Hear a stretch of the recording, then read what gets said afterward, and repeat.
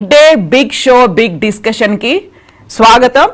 Jubilee Hills bypoll కి సంబంధించి ఉత్కంఠ ఆందోళన సర్వత్రా నెలకొనుంది. అత్యంత కీలకంగా పార్టీలన్నీ భావించాయి. అందులోనూ ఈ రోజు జరగబోతున్నటువంటి కౌంటింగ్ కి సంబంధించి పార్టీలు ఎంత ఆసక్తిగా ఎదురు చూస్తున్నాయో తెలంగాణ కూడా అంతే ఆసక్తిగా ఎదురు చూస్తోంది. అందులో ఇప్పటికీ జూబ్లీహిల్స్ కి సంబంధించి చూస్తే మొత్తంగా 10 రౌండ్లు ఉంటే 2 రౌండ్ల కౌంటింగ్ అనేది పూర్తయిపోయింది. పోస్టల్ బ్యాలెట్ 101 ఓట్లు పోలవుతే అందులో కాంగ్రెస్ పార్టీ లీడ్ లో కనిపించింది. ఇప్పటిదాకా ఫస్ట్ రౌండ్ లో షేక్పేటతో స్టార్ట్ అయింది. ఓవరాల్ గా 10 రౌండ్లు అనేవి ఉంటాయి.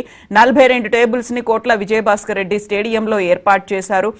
అక్కడికి వస్తున్నటువంటి మనకి అందుతున్నటువంటి వివరాలని బట్టి చూస్తే ఫస్ట్ రౌండ్ లో 130 ఓట్ల ఆధిక్యంతో నవీన్ యాదవ్ కాంగ్రెస్ అభ్యర్థి ఉన్నప్పటికీ కూడా 62 ఓట్లు అనేవి అధికారికంగా చెప్పారు. ఆ తర్వాత 2 రౌండ్లతో కలుపుతో 2 రౌండ్ల కౌంటింగ్ అనేది పూర్తయిపోయింది. 1000 ఓట్ల ఆధిక్యంతో నవీన్ యాదవ్ ఉన్నారు. ఆల్రెడీ 3వ రౌండ్ కౌంటింగ్ కూడా ప్రారంభమైంది. సో చాలా కీలకంగా ఉంది. ఫస్ట్ ప్లేస్ లో కాంగ్రెస్ పార్టీ ఉంది, సెకండ్ ప్లేస్ లో బీఆర్ఎస్ ఉంది, థర్డ్ ప్లేస్ లో బీజేపీ కనిపిస్తోంది. మరోవైపు బీహార్ కి సంబంధించి కూడా అసెంబ్లీ ఎన్నికలకి 243 స్థానాలకు గాను కౌంటింగ్ అనేది ప్రారంభమైంది. మార్నింగ్ 8 నుంచి 9 మధ్యలో పోస్టల్ బ్యాలెట్ ప్రారంభమైంది. అక్కడ కూడా ముందు నుంచి ఊహిస్తున్నట్టుగా ఎగ్జిట్ పోల్స్ చెప్తున్నట్టుగా ఎన్డీఏ కూటమి అగ్రస్థానంలో ఉంది. ఆ తర్వాత మహాగఠబంధన్ కనిపిస్తోంది. ఈసారే జన్ సురాజ్ పార్టీ వ్యూహకర్త స్ట్రాటజిస్ట్ సెఫాలజిస్ట్ ప్రశాంత్ కిషోర్ ఆధ్వర్యంలో ఏర్పడినటువంటి పార్టీ జన్ సురాజ్ పార్టీ కూడా 2 స్థానాల్లో లీడింగ్ లో ఉన్నట్టుగా కనిపిస్తోంది.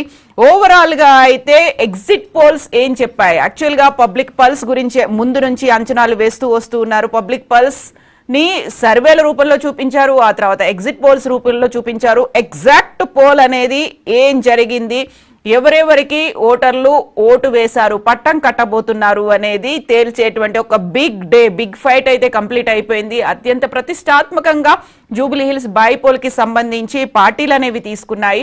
ఆ తర్వాత దేశవ్యాప్తంగా చాలా క్యూరియస్ గా ఎదురు చూసింది బీహార్ అసెంబ్లీకి సంబంధించి 243 స్థానాల్లో మ్యాజిక్ ఫిగర్ 122 స్థానాలు. అందులో చాలా క్లియర్ గా మ్యాజిక్ ఫిగర్ ని క్రాస్ చేసింది ఎన్డీఏ కూటమి. మహాగఠబంధన్ సెకండ్ ప్లేస్ లోనే ఉంటుంది అనేది ముందు నుంచి కూడా ఎగ్జిట్ పోల్స్ చెప్పినటువంటి నేపథ్యంలో ఎన్డీఏ కూటమికి 129 స్థానాల్లో ఆధిక్యం కనిపిస్తోంది. మహాగఠబంధన్ కి 70 స్థానాల్లో ఆధిక్యం.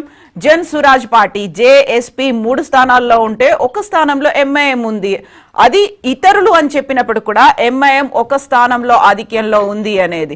సో జూబ్లీహిల్స్ లో ఎంఐఎం పోటీలో లేదు, బరిలో దిగనప్పటికి కూడా గతంలో కాంగ్రెస్ పార్టీ తరఫున ఎంఐఎం తరఫున పోటీ చేసినటువంటి నవీన్ యాదవ్ ఈసారి కాంగ్రెస్ పార్టీకి పోటీ చేస్తున్నప్పుడు ఎంఐఎం చీఫ్ అసదుద్దీన్ ఓవైసీ తమ మద్దతు కాంగ్రెస్ పార్టీకే, నవీన్ యాదవ్ కే ఓటు వేయాలి అని ఇక్కడ 2 రోజుల పాటు ప్రచారం చేసి ఆ తర్వాత కంప్లీట్ ఫోకస్ అంతా ఎంఐఎం అధినేత అసదుద్దీన్ ఓవైసీ బీహార్ మీద పెట్టారు. అక్కడ 1 స్థానంలో అయితే ఆధిక్యం ఉందని. సో మెల్లిమెల్లిగా టైం గడుస్తున్నా కొద్దీ ఎన్డీఏకి ఆధిక్యం అనేది లీడింగ్ అనేది పెరుగుతోంది. 131 స్థానాల్లో బీహార్ లో ఎన్డీఏ కనిపిస్తోంది. మహాగఠబంధన్ 69 స్థానాల్లో కనిపిస్తోంది. ఇక జూబ్లీహిల్స్ కి సంబంధించి అయితే ఉప ఎన్నికల్లో రౌండ్ 2లో నవీన్ యాదవ్ కి 9691 ఓట్లు వచ్చాయి. మాగంటి సునీతకి 8609 ఓట్లు అనేవి వచ్చాయి. సో ఆధిక్యంలో కాంగ్రెస్ పార్టీ కనిపిస్తోంది. నవీన్ యాదవ్ ముందంజలో ఉన్నట్టుగా కనిపిస్తున్నప్పటికీ ఇది కేవలం షేక్పేట్ డివిజన్ కి సంబంధించి మాత్రమే. జూబ్లీహిల్స్ లో మొత్తంగా 7 డివిజన్లు ఉన్నాయి. ఫస్ట్ షేక్పేట్ తో ప్రారంభమైంది. ఎగ్జిట్ పోల్స్ లో కూడా అదే కనిపించింది. నువ్వా నేనా అన్నట్టు 2 పార్టీలు పోటాపోటీగా కనిపించాయి. బట్ థర్డ్ ప్లేస్ లో మాత్రమే బీజేపీ ఉంటుంది అనేది. సో షేక్పేట్ డివిజన్ తర్వాత ఈ ఆధిక్యం ముందంజ అనేది మారుతుందా, ఏం జరుగుతోంది అనేది. యాక్చువల్గా జూబ్లీహిల్స్ బైపోల్లో ఏది కీలకంగా మారింది? అక్కడ సెంటిమెంట్ కనిపించిందా లేకపోతే డెవలప్మెంట్ కు ఓటేశారా అనే దాంతో పాటుగా హ్యాట్రిక్ కొట్టినటువంటి గోపీనాథ్ అకాల మరణంతో తన సతీమణి సునీతకి ఇచ్చారు. ఆ సెంటిమెంట్ వర్కౌట్ అవుతుంది అని బీఆర్ఎస్ ముందు నుంచి భావించింది.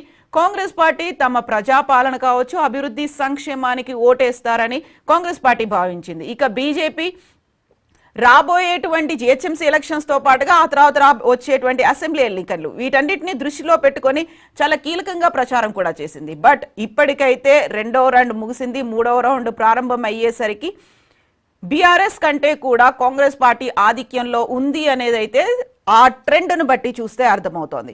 యాక్చువల్గా ఈ ఎలక్షన్ ఎవరికి ఎందుకు అంత కీలకం, పార్టీలు ఎందుకు అత్యంత ప్రతిష్టాత్మకంగా భావించాయి? మనతో పాటుగా ఉన్నారు political analyst, social activist Murali Manohar గారు. హలో అండి, నమస్తే.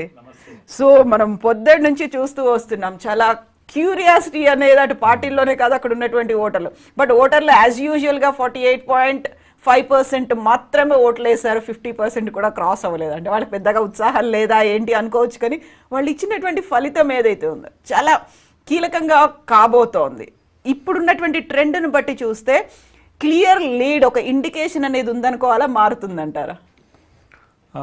చెప్పలేం. క్లియర్ లీడ్ అని మాత్రం మనం అనడానికి వీలు లేదు. మారొచ్చు, అటు ఇటు కావచ్చు. కానీ ఓవరాల్గా exit polls, exact poles match అవుతున్నాయి. పెద్దగా డిఫరెన్స్ లేదు అక్కడ. అటు బీహార్ అయినా కూడా, ఇటు హైదరాబాద్ జూబ్లీ హిల్స్ అయినా కూడా. కానీ టఫ్ అయితే జూబ్లీ హిల్స్ ఈజీగా అయితే లేదు. ఎందుకంటే అధికారంలో ఉన్న పార్టీ, అన్ని వనరులు ఉన్నటువంటి పార్టీ కాంగ్రెస్. ముఖ్యమంత్రి స్వయంగా లీడ్ చేశాడు, ముందుండి లీడ్ చేశారు. కనుక ఎలక్షన్ సమయంలో అజహరుద్దీన్ను మంత్రిగా తీసుకున్నారు. అందరికీ తెలుసు, ప్రజలకు కూడా తెలుసు ఎందుకు తీసుకున్నారు.